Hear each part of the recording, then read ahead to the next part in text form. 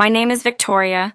I'm 32 years old, and back in 2016, I thought I had the perfect life lined up. After 8 years of dating, I finally married the man I believed was my soulmate. People used to say we were the couple who had it all figured out. We almost never fought. We shared the same goals, the same interests, the same vision for our future. On the surface, it looked like we were unshakable, and I believed it, every bit of it. But here's the thing about perfection.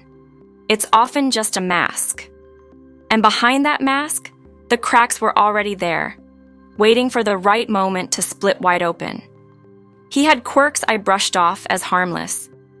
He had this habit of stretching the truth, just enough to make himself look smarter, funnier, more important. Even his best friend once whispered to me, "You know he exaggerates a lot, right?" But I'd laugh and shrug. So what? Everybody bends the truth sometimes. What I didn't see then was how badly he needed to be admired, how desperate he was to always be at the center of attention. It sounds ridiculous, but I should have known from the little things. Like the time he refused to play Mario Party with friends unless he got to be Mario. He actually threw a fit, sulking like a child until the game was shut off. We all laughed, but deep down, it revealed something darker. If he wasn't in control, if he wasn't the star, he unraveled. Then came the year that tested everything. Within 12 months, his mother passed away. He stopped taking the medication that had been balancing his mood. We got engaged. He accepted a temporary job 2 hours away, and we started planning our wedding. Each event on its own would have been a challenge, but stacked together, they were overwhelming. I told myself stress explained his mood swings, the sudden coldness, the way he started spending more nights away. I kept giving him excuses because I wanted to believe in the man I had committed to. Marriage was supposed to be the start of forever, but for me, it was the beginning of the end. Within 3 months of saying I do, I discovered the kind of betrayal that guts you from the inside out. The man I thought I knew had already started an affair. By the time our wedding photos had dried in their frames, the cracks had already begun to spread. At first, they were small, the kind of things every couple faces: late nights at work, short arguments about money, him being distracted during dinner. But deep down, I felt something heavier. Have you ever carried a gut feeling you couldn't explain? A weight pressing down even when nothing seemed obviously wrong? That was me, sitting in a house that looked stable from the outside, but felt like it was quietly caving in. His new job should have been exciting. More money, better hours, or so he said. But the boss? He made my skin crawl. A man recently divorced because of cheating, who only hired women barely out of high school or just starting college. It didn't look professional. It looked like a setup. I voiced my worry once. My husband laughed in my face, told me I was being paranoid, then turned back to his phone. That was the first time I realized he had stopped hearing me. Soon, the distance grew. His phone, once tossed on the counter, was now glued to him, tucked face down on the nightstand. The texts that used to come all day, the sweet jokes, the quick I love yous, faded into silence. And when I asked why, his answers were sharp. Work. Don't make this a thing. One night, I grabbed his shirt from the laundry basket. A faint perfume hit me, soft but unmistakable. Not mine. I froze, holding the fabric like it might burn me. Haven't you ever known the truth before your mind could admit it? That was me in the laundry room, staring at a collar that carried another woman's scent. I asked him about it. He laughed. Men work late, Victoria. Don't make up stories. But he couldn't look me in the eye. The coldness in his tone was worse than the lie itself. Nights stretched longer. His side of the bed stayed cold. He'd roll away when I tried to touch him, muttering about being tired. Dinners turned into silence. I kept telling myself this was a rough patch, that every marriage had them, that I should fight harder. But the more I tried, the more invisible I became. Then came the message I wasn't supposed to see. His phone buzzed on the counter while he showered. I shouldn't have looked. For weeks, I resisted. But that morning, something broke. I picked it up.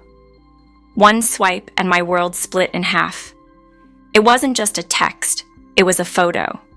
A woman smiling into the camera, a necklace catching the light.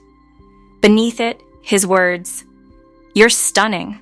Last night was perfect. Can't wait for the next." My hands shook as I scrolled.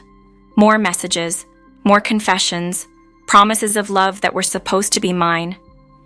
And then the name, Lena. But it wasn't just Lena. Buried in the thread was something worse. "Mom thinks you deserve better. She's right. You'll be free soon." Mom, his mother, the same woman who smiled at me during our vows, who hugged me at our reception, who told me I was family. She wasn't just aware, she was encouraging it.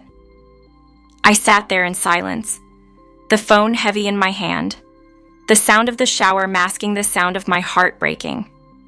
When he stepped out, towel around his waist, he kissed my forehead casually, completely unaware I had seen everything. I didn't scream. I didn't cry. I didn't throw the phone. Instead, a strange calm settled over me, like the eye of a storm. The truth was raw, undeniable. I didn't need answers anymore. And as he smiled like nothing had happened, I knew I wouldn't beg. I wouldn't plead. From that day forward, I stopped asking. I stopped hoping. I let him think I was blind. Because silence, I realized, could be a weapon too. After that morning, everything felt different, even though nothing on the surface had changed. He still left for work at the same time. He still dropped his keys on the same hook. He still sat across from me at dinner, scrolling through his phone. But inside, I was no longer the same woman. Once you've seen the truth, you can't unsee it. I carried that knowledge like a stone in my chest. I'd lie awake at night, staring at the ceiling while he slept, wondering how many times he had whispered promises to her that he used to whisper to me. I stopped asking questions because the answers were already in my hands. He thought my silence meant surrender, but really it meant strategy. I watched. I listened. At family dinners, his mother would throw me quick smiles, but now I could see the calculation in her eyes. Every compliment felt hollow. Every hug was a lie. And I found myself wondering, how long had they been rooting for me to fail? How long had they been plotting my replacement? Silence became my disguise. I smiled when I had to, nodded when expected, but inside I was collecting evidence. Every late night at the office, every unexplained expense, every text that made him suddenly leave the room, I took it all in. My mask was calm, but my mind was sharp. Have you ever realized the person you trusted most had become the stranger sleeping beside you? That realization alone can steal the air from your lungs. One evening, he came home later than usual. I could smell the faint perfume again, stronger this time, clinging to him like a second skin. He kissed me on the cheek, casual, almost rehearsed, and asked if there was any dinner left. I nodded, served him, and pretended nothing was wrong. The satisfaction in his eyes told me he believed I was clueless. But the truth? I was memorizing everything, down to the way he smiled at his phone when he thought I wasn't looking. His mother began calling more often too, her tone dripping with false sweetness. She asked about wedding thank you notes, about how I was adjusting to married life. But beneath her questions, I could hear the undertone. She was checking to see if I suspected anything. I answered politely, keeping my voice steady, giving her nothing to cling to. Let her think she was winning. Let them both believe I was too weak to fight back. The loneliness was suffocating. Friends noticed I was quieter, more withdrawn, but I couldn't bring myself to tell them. How could I explain that my husband wasn't just betraying me with another woman, but that his own mother was rooting for my downfall? To admit it out loud would make it real, and I wasn't ready to bleed in front of anyone yet. So I let the silence stretch, building walls between us so high he didn't even realize he was locked on the other side. He thought he had control, but really, he was handing it to me, piece by piece. Late at night, I would lie there and ask myself, what hurts more? The betrayal of a man who promised me forever, or the betrayal of a family that pretended to welcome me while secretly planning my exit? The answer changed depending on the night. Some nights, the weight of his lies crushed me. Other nights, it was the sharp sting of her smile, knowing she'd wanted me gone all along. But the one constant was this: I refused to let either of them break me. I didn't scream. I didn't argue. I didn't beg for his love or her approval. Instead, I waited. Quietly. Patiently. Because silence may look like weakness, but when wielded with intention, it can be the sharpest blade of all. And while they carried on with their lies, believing I had already faded into the background, I was already beginning to plan my return to the center stage. The days blurred into weeks, and the weeks into months. By then, I had become an expert at playing the part of the quiet wife. On the outside, I smiled, cooked dinner, made small talk. Inside, though, I was taking mental notes, storing every detail like puzzle pieces. I was building a story they couldn't deny when the time came. One Sunday evening, his mother invited us over for dinner. The house smelled of rosemary chicken, the table set perfectly, wine glasses sparkling under the lights. To anyone else, it might have looked warm, welcoming. To me, it felt like a stage, and I was the unwanted guest who hadn't realized she'd already been written out of the script. She complimented me in front of everyone, her voice dripping with false sweetness. "Victoria, you've become so quiet lately. Marriage must be exhausting." The room laughed, even he laughed, and I felt the humiliation crawl under my skin. I held my glass, smiled politely, but inside I wanted to scream. Do you know that feeling? When you're sitting at a table surrounded by people, and somehow you've never felt more invisible? Later that night, back at home, the tension finally cracked. He came in late, the faint perfume clinging to him stronger than ever. I asked where he'd been. His answer was cold, dismissive. "Work. Don't start."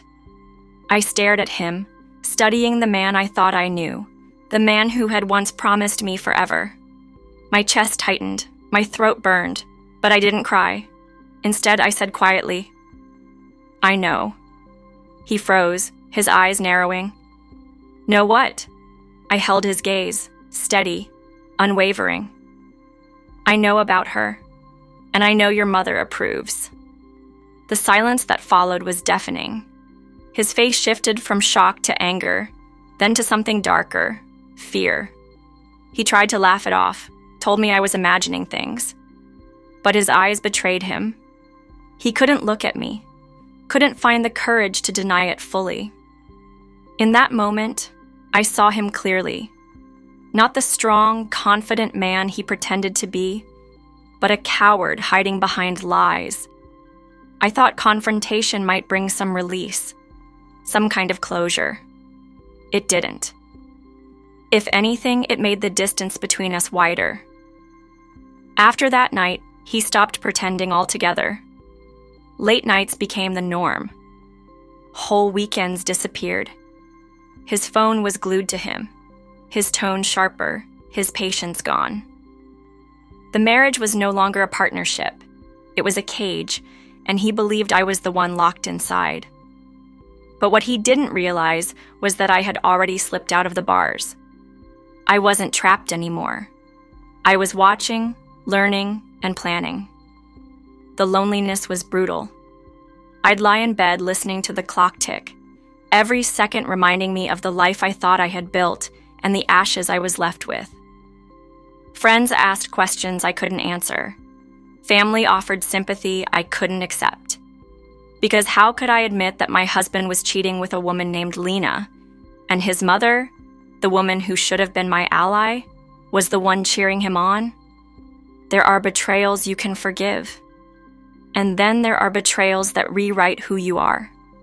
This was the latter. I felt myself hardening piece by piece. The softness he once fell in love with was gone. What remained was steel, forged in silence and humiliation.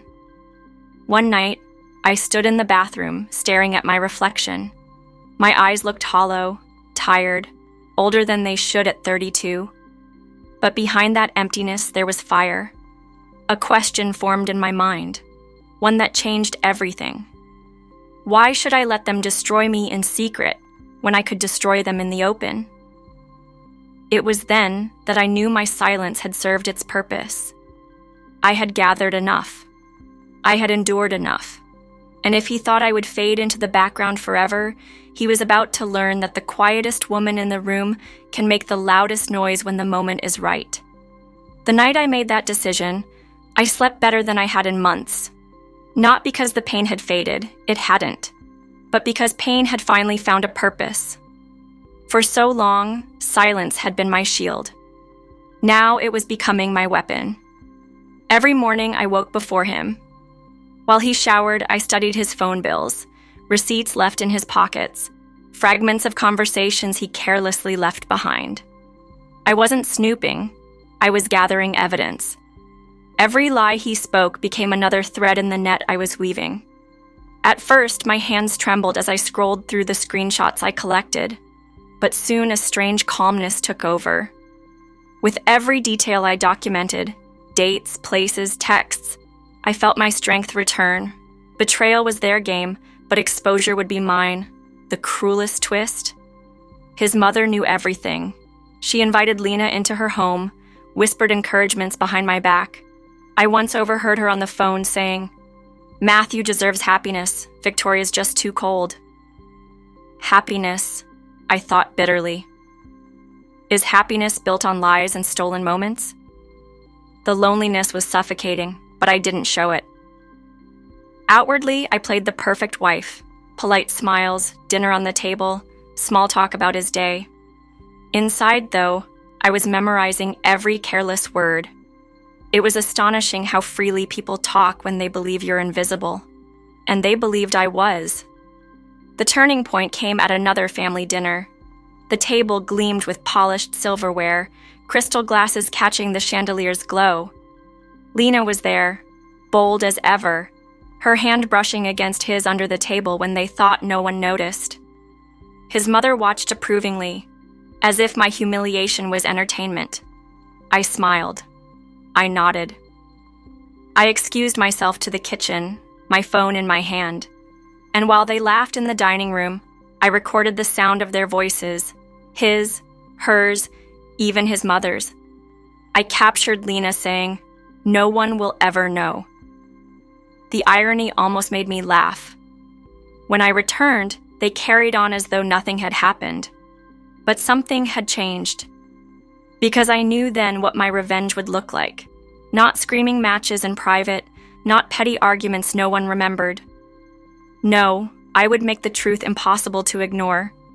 Have you ever realized that sometimes the best revenge isn't in what you say, but in what you show? Over the next weeks, I crafted my plan carefully. I built a timeline, piecing together every receipt, every photo, every message. I had names, dates, hotel addresses, even Lena's careless selfies. Each piece was another brick in the wall of truth I would eventually crash down on them. But evidence wasn't enough. I wanted impact. I wanted the truth to echo in a room so loudly that no excuse, no denial, could silence it. The opportunity came when Matthew's family began planning a luxury party for his mother's birthday. It was to be a grand affair, hundreds of guests, a ballroom glittering with chandeliers, speeches, laughter, pride, the perfect stage. While Matthew bragged about the upcoming event, I smiled sweetly, pretending to be the dutiful wife. Inside, my heart pounded with anticipation. They thought it would be their night. What they didn't know was that it would be mine. Every day leading up to it, I rehearsed the moment in my mind. The faces, the gasps, the silence. I could almost hear the projector humming as their secrets played out in front of everyone. I didn't want revenge out of cruelty. I wanted justice. I wanted the truth to breathe in the same air they had polluted with lies. And if they thought I would remain silent forever, they were about to discover that silence isn't weakness. Sometimes, it's the warning before the storm. The weeks leading to his mother's birthday felt endless, but every passing day only sharpened my focus. The closer the event came, the more careless Matthew became. He stayed out longer, his excuses shorter, his phone never leaving his hand. Lena, too, grew bolder. She sent him photos, little notes, even left her perfume lingering on his jackets. They believed I was blind. They believed I was weak. And that arrogance was the final piece I needed. At night, I sat alone at the dining table, my laptop open, evidence spread across the screen. The glow of the monitor lit the room as I pieced together their story. Receipts lined up with texts, selfies matched hotel check-ins, whispers on recordings timed perfectly with his absences. It was meticulous work, but it gave me strength. With every connection I made, I felt less like a victim and more like the author of the ending they never saw coming. Still, there were moments I questioned myself. Was I going too far? Would people even believe me? But then I would hear their voices in my head. His mother's patronizing laughter, Lena's smug whispers, Matthew's cold dismissals, and my hesitation burned away, replaced by resolve. One afternoon, I quietly visited a friend who worked in event planning. She didn't ask questions when I requested access to the party's projector system. "Just trust me," I told her, my voice steady. She nodded, slipping me the information I needed. That night, I stood in the empty ballroom, testing the equipment, the massive white screen towering over me. I imagined their faces reflected in its glow, their secrets magnified for everyone to see. The thought alone made my pulse quicken. Have you ever stood on the edge of a moment you knew would change everything? That's where I lived in those days, half terrified, half electrified. When the night finally came, the air itself seemed charged. The ballroom glittered with chandeliers, polished marble floors reflecting the glow of golden lights. Guests arrived in sparkling gowns and tailored suits, laughter echoing beneath the vaulted ceiling. Waiters glided between tables, trays balanced with champagne flutes. It was the kind of night where appearances mattered more than truth. Matthew strutted through the crowd with Lena lingering too close at his side, her eyes bright with pride, his mother watching them with approval. They moved like royalty, unaware that the crown they wore was about to shatter. I walked in quietly, dressed simply but elegantly. People greeted me with polite smiles, not realizing I carried the storm with me. I felt the weight of the USB drive in my purse, small but powerful. It was more than evidence. It was justice, waiting for its stage. As speeches began, I sat in silence, my heart pounding in rhythm with the music. Toasts were made, glasses clinked, laughter soared. Then the lights dimmed, signaling the start of the slideshow Matthew's family had prepared to honor his mother's life. Photos of childhood memories and family vacations filled the screen. The crowd sighed and chuckled. No one noticed when I slipped away to the side table where the laptop sat. My hands trembled slightly, but my resolve was unshakable. With a click, the slideshow shifted. And suddenly, it was no longer about his mother. The first image appeared. Lena, her necklace glinting in the mirror, paired with a message from Matthew that read, "You're the only one who understands me."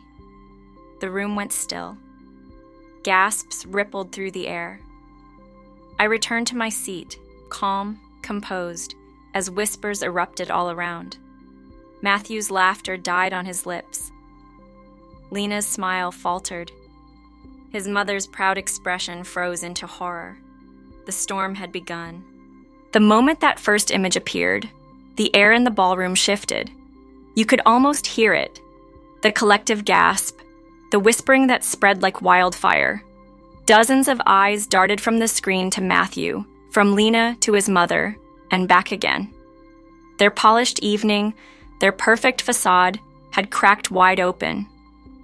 The slideshow clicked again.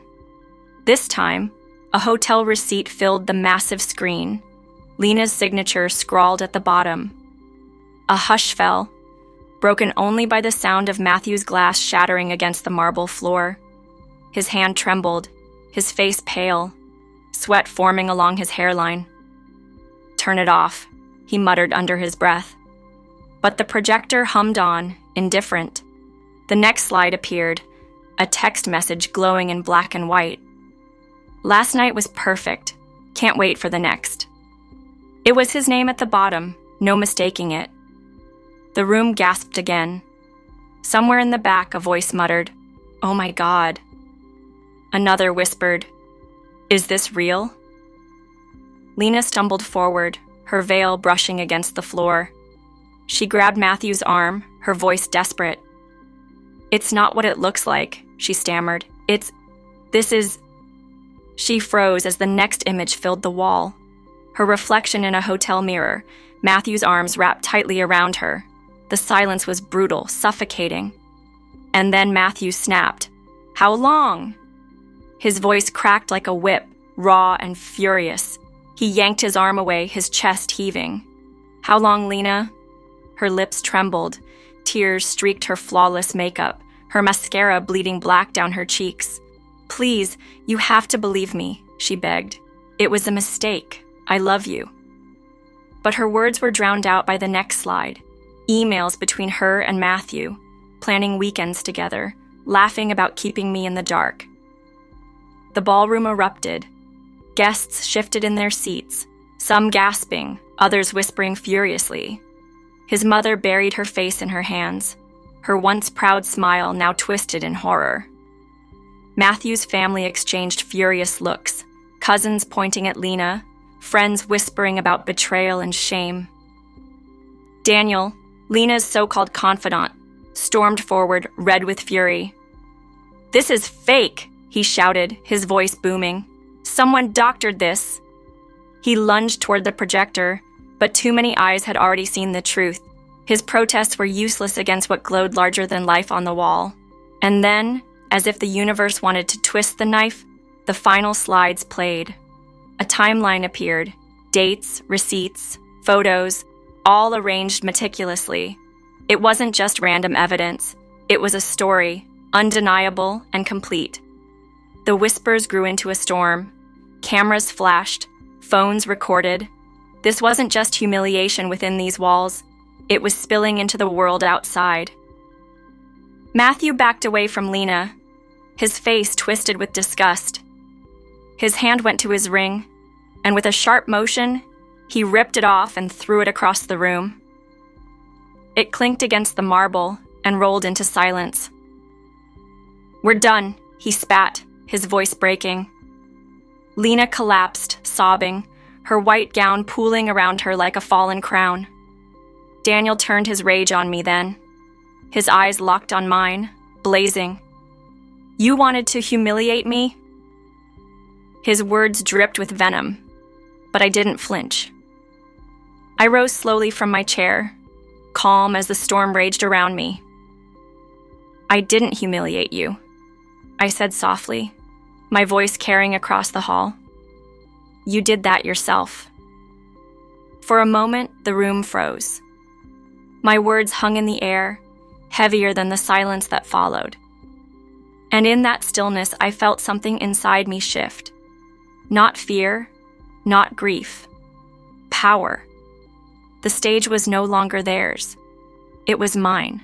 The ballroom was still vibrating with whispers when the final slide faded into darkness. Phones buzzed, cameras flashed. Voices rose in a frenzy of shock and disbelief. The storm I had carried inside for months now raged openly around me, and yet, for the first time in a long time, I felt utterly calm. Matthew stood frozen, his face pale, his chest heaving. He looked at me, his lips parting as if to speak, but no words came. What could he possibly say? There are no excuses big enough to cover betrayal displayed in front of hundreds of eyes. Lena knelt on the floor, her sobs echoing through the hall, her gown stained with tears and mascara. Daniel paced near the projector, his fury like a cornered animal's, but no one was listening to him anymore. The evidence spoke louder than his denials ever could. His power evaporated in the glow of the truth. Matthew's mother sat rigid, her hands shaking, her face ashen. For months, she had humiliated me, dismissed me, treated me as if I were invisible. Now, it was she who couldn't lift her eyes. Her legacy of pride had been shattered in a single night.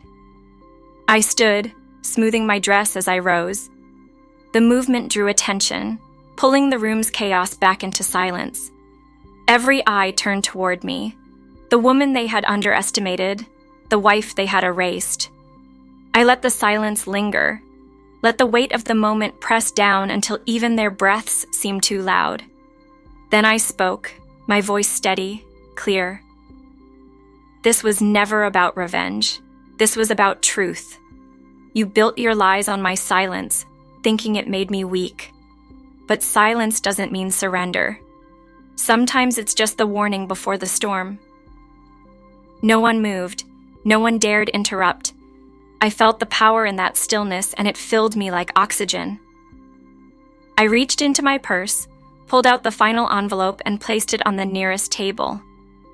Inside, I said softly, is my lawyer's card and the divorce papers. Consider this my last gift. Matthew's face crumpled, anger and fear flashing across his features.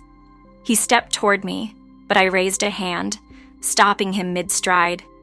Don't, I said, my voice sharp enough to cut through the room. You don't get another word, not to me. The crowd stirred again, whispers swelling like a tide. Some looked at me with sympathy, others with awe. Cameras caught every movement, every word. I knew this night would not remain locked in memory. It would spread. And maybe that was the point. I turned without another glance at Matthew, Lena, or his mother. My heels clicked against the marble as I walked toward the exit, each step echoing louder than the chaos I left behind. The heavy doors opened, the cool night air rushing in. I breathed deeply, the weight I had carried for so long finally lifting. Behind me, the noise of the ballroom swirled in confusion, shame, and collapse. Ahead of me stretched silence, but this time, it was freedom, not a prison. Have you ever felt the exact moment your life begins again? That was mine. I didn't just leave a marriage behind that night. I left their lies, their games, their cruelty. I walked out not as the woman they tried to erase, but as the woman who had written her own ending. And as the doors closed behind me, one thought rang louder than all the whispers, stronger than all the betrayals. I was free. Walking out of that ballroom wasn't just the end of a marriage. It was the end of years of humiliation, silence, and betrayal. For so long, I had been told to stay quiet, to endure, to be grateful. But that night, I proved something, not just to them, but to myself. Silence is not weakness. Sometimes, it's strategy. And when the time is right, breaking that silence can shake the ground beneath the people who thought they could walk all over you. Matthew lost far more than a wife that night. He lost his dignity, his family's respect, and the perfect mask he had worn so carelessly. Lena lost the crown she thought she had stolen. Instead of standing triumphant, she crumbled in front of everyone, her lies staining her white dress like ink.